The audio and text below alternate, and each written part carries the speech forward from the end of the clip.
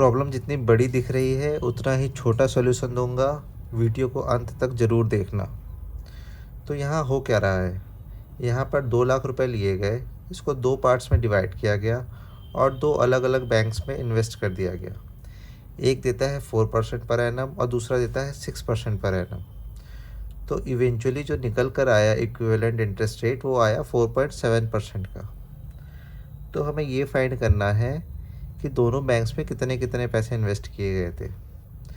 तो ट्रिक पर डायरेक्ट तो जाएंगे नहीं, पहले समझेंगे कॉन्सेप्ट्स को, क्योंकि कॉन्सेप्ट्स अगर क्लियर नहीं होंगे तो कहीं ना कहीं ज़रूर जाकर अटकोगे। तो और सॉल्व करते हैं पहले। तो 2 लाख रुपीज़ थे। भाई इतने बड़े अमाउंट से क्यों कैलकुलेट करूँ, मैं मान लेता हूँ 200 रुपीज़ थे। तो 200 रुपीज़ थे, तो लास्ट में इक्विवेलेंट इंटरेस्ट रेट कितना आया, 4.7% का। तो इसको 4.7 रहने देता हूँ अभी मैं। 4.7 से 200 रुपीज़ को लगाया गया 1 साल के लिए, और मान लेता हूँ कि 4% पर x रुपीज़ को लगाया गया था। तो बचे कितने, 200 माइनस x को लगाया गया 6% पर। बहुत ही सिंपल सी इक्वेशन बन के आई। आओ इसको सॉल्व करते हैं। ये आएगा हमारा 940 equal to 4x plus 1200 minus 6x।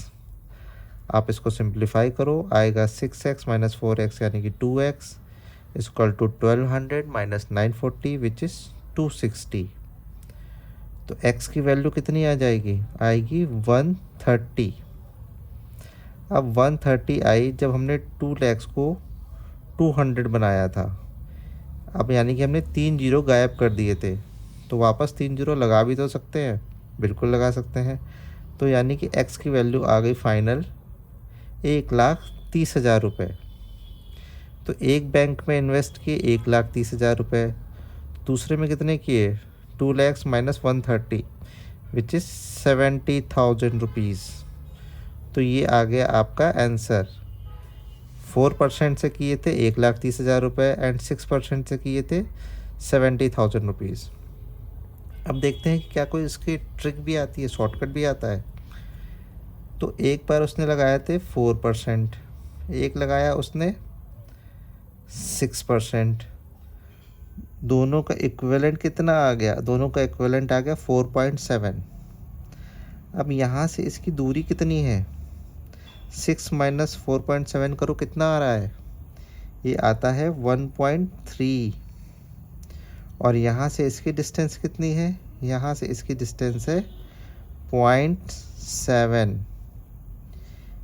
6 minus 4.7 is 1.3 and 4.7 minus 4 is 0.7। यानी कि 4.7 जो था उसको 6 तक पहुंचाना है तो 1.3 बढ़ाना पड़ेगा, और अगर 4 को 4.7 तक कराना है तो 0.7 घटाना पड़ेगा। तो ये देखो क्या रेशियो आ रहा है 1.3 एंड 0.7 का, यानी कि 13:7 का।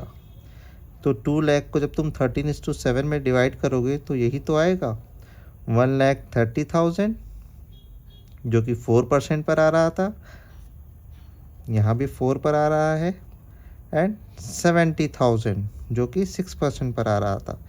यह है बहुत ही छोटी सी प्यारी सी ट्रिक, लेकिन यहाँ जाने से पहले आपको बेसिक्स कैसे कैलकुलेट करते हैं, कैसे वैल्यूज़ को रिड्यूस करते हैं, वापस अपग्रेड करते हैं, इक्वेशंस कैसे बनाते हैं, ये सब जब तक क्लियर नहीं होगा तो ऐसी ट्रिक्स का कोई फ़ायदा नहीं है, रटते रह जाओगे, भूलते रह जाओगे। अगर समझ में आया हो तो वीडियो को लाइक करना। कल मिलेंगे एक नई प्रॉब्लम के साथ।